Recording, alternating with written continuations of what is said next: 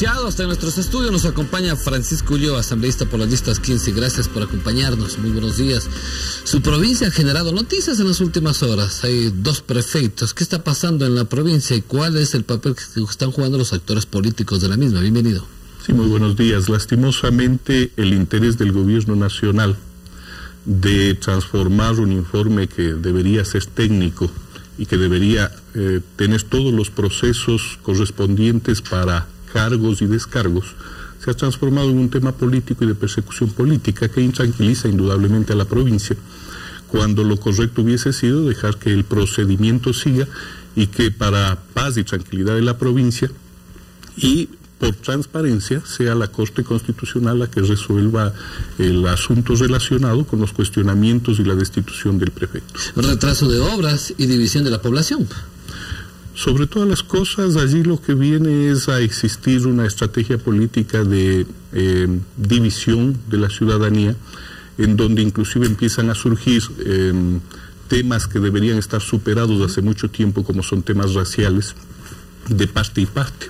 Porque ocurre que efectivamente al ser el prefecto un prefecto indígena, surge la reacción desde el sector indígena como una persecución al sector indígena y lastimosamente hay alcaldes que incentivan también el racismo desde el sector mestizo hacia el sector indígena. ¿Y por qué línea va justamente el asambleísta Francisco Ulloa dentro de este problema de la provincia?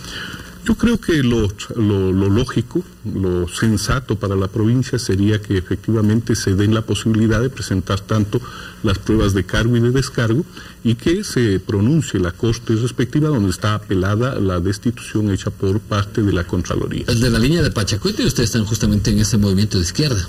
Mire, Pachacuti como tal forma parte de la coordinadora de izquierda. Creemos como coordinadora que nosotros debemos garantizar los procesos que se cumplan adecuadamente dentro del marco constitucional y no dentro de la búsqueda de estrategias políticas que permitan precisamente recuperar una provincia, que es lo que está haciendo el movimiento de gobierno. Además de estos temas locales, también son importantes otros temas a nivel nacional, como por ejemplo el pasado 7 de junio la Agencia Nacional de Tránsito cumplió con el proceso de selección de las escuelas de conducción para el proceso justamente de recuperación de puntos. Estamos hablando de 71 escuelas que han sido seleccionadas en virtud de infraestructura, planta docente y también de historial en el cumplimiento de la normativa vinculada con la ley de tránsito. Todos estos parámetros son los necesarios y adecuados para iniciar un proceso tan importante para el país que ha dejado consecuencias lamentables y saldo rojo en las carreteras. Conseguir que la ley de tránsito, transporte y seguridad vial no quede en letra muerta es fundamental para el Ecuador. Y si se empiezan a dar pasos que posibiliten precisamente corregir los erróneos rumbos que se seguía y que lastimosamente, como usted bien lo señala, marcaba pautas de dolor y sangre en el pueblo ecuatoriano, eso es bueno. Lo que nosotros como asambleístas tendremos que hacer es hacer un seguimiento muy de cerca para que efectivamente este tipo de escuelas cumplan con la función a la que se les va a encomendar y no se convierta nuevamente en un gran negocio, que es lo que ha venido ocurriendo por muchos años. Ahora, en cuanto a la evaluación para los conductores, en primera instancia la recategorización va para quienes tienen la licencia tipo D y E en una nueva oportunidad, considerando dentro de la evaluación los exámenes psicosensométricos, exámenes teóricos, de conocimiento de la ley de tránsito y también exámenes prácticos. Se habla de aproximadamente 30 horas para esta recuperación de puntos. ¿Son elementos suficientes como para poder recuperar puntos perdidos por infracciones que ameritaron justamente esta reducción y que no son infracciones simples, sino estamos hablando de 30 puntos perdidos en algunos casos? Yo dudo mucho. En muchos debates se ha analizado la temática y dentro de ese marco se podría decir que tenemos una especie de generación perdida por cuestiones de actitud, ya de comportamiento, producto de la indolencia de muchos años, esa indolencia que ha hecho que todo mundo se crea el dueño de la carretera o los superconductores que hacen caso omiso de todas las normas. Y en ese sentido un curso de 30 horas poco o nada puede hacer. Es mi criterio personal. Yo creo que debe darse, como yo bien lo he señalado, un proceso sistemático, permanente, no solo de educación del conductor, sino también del peatón, porque en muchas de las ocasiones parte y parte formamos el problema o lo agrandamos el problema, y eso hace que se complique cada día más. Las estadísticas nos dicen que son 40.000 infractores en todo el país que han perdido los 30 puntos. Con esta recategorización y evaluación tienen una nueva oportunidad para recuperar estos puntos. Dentro de este grupo también están aquellos que causaron accidentes con muerte. ¿Deben estar incluidos o deben tener un tratamiento especial, o por último deben estar excluidos porque para qué otra oportunidad? Mire, dentro de esas estadísticas que efectivamente en muchos de los casos hasta se quedan cortas en cuanto a todos aquellos que han cometido infracciones o delitos de tránsito, lo grave es que casi ninguno ha sido sancionado. O sea, podemos decir 40.000 que teóricamente han perdido o han cometido infracciones de tránsito, pero casi ninguno ha sido sancionado, y eso forma parte de lo que significan este tipo de acuerdos un poco oscuros entre autoridades de tránsito, entre grandes dirigentes de los choferes, que en muchos de los casos, vía presión, vía chantaje político, consiguen una serie de prebendas de beneficios saltando sobre el derecho de la población.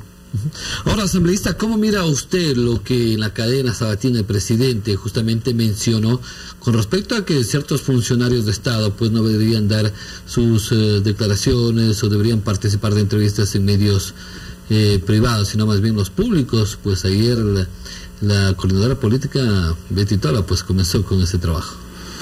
Yo creo que le van a hacer un gran bien al país el no escuchar a gente que realmente ha demostrado improvisación, incapacidad y altos índices de corrupción. Lo lógico sería que también empiece a cerrar la boca el presidente de la República, que cada que abre la boca lo único que encontramos es una serie de insultos, de epítetos, no solo hacia quienes hacemos oposición política, sino a quienes efectivamente piensan diferente a él. Lo grave en todo esto es precisamente un nuevo ataque hacia la prensa libre, hacia la prensa que no comparte las ideas inclusive del presidente de la República, y que lo que busca es una nueva estrategia para amordazar el pensamiento de los ecuatorianos. Pero recuerde que dentro de estas declaraciones también puede darse que los funcionarios estatales deben informar de sus acciones, de lo que están haciendo a través de los medios para que la ciudadanía se entere. Lo grave en todo esto, ¿sabe qué es? Es el hecho del abuso de los dineros del pueblo ecuatoriano para promocionar y hacer propaganda de aquello que efectivamente no están haciendo, y lo único que están es buscando descalificar. Más bien lo que debería exigirse, y el pueblo ecuatoriano exigirle, es que no gaste tanto dinero en publicidad para una campaña electoral. ¿Y usted cree que es una campaña política? Indudable, nadie lo duda, todo el mundo sabe aquello. Lastimosamente, las autoridades de control electoral, las diferentes instancias que deberían controlar este tipo de abusos, son parte del gobierno y están totalmente silenciadas. Los ecuatorianos asambleístas hemos sido testigos durante los últimos días y en estas 3 semanas aproximadamente del cierre de 6 medios de comunicación. Estamos hablando de Telesaingay, Líder Visión en la Amazonía, Radio Linder, también la emisora El Dorado, Radio Net en la provincia del Tungurahua, Radio Cosmopolita hace poco, frente a una ley de comunicación que está próxima a ser votada en la Asamblea Nacional. ¿Esto significa que estas circunstancias cambiarán con este nuevo instrumento jurídico o a lo mejor se agudizarán en virtud del antecedente? Si el gobierno nacional logra aprobar tal como está planteada la propuesta, se agudizaría el problema. Lo que le preocupa al gobierno nacional es que efectivamente en esa ley no tienen los votos suficientes, y es por eso que no la han puesto. Pero yo quiero advertirle al país de que no es únicamente en la ley de comunicación en donde se está violando el derecho a la información, a la comunicación, a la transparencia, a que el pensamiento diferente surja y fluya, sino es a través de una serie de leyes en donde se ponen cortapisas a la iniciativa privada, a los medios de comunicación independientes, y en donde efectivamente se busca coartar la libertad de expresión. Mire que ahora con el Código Penal también se están incorporando nuevos elementos. A través de la Ley de Cultura se incorporaron elementos.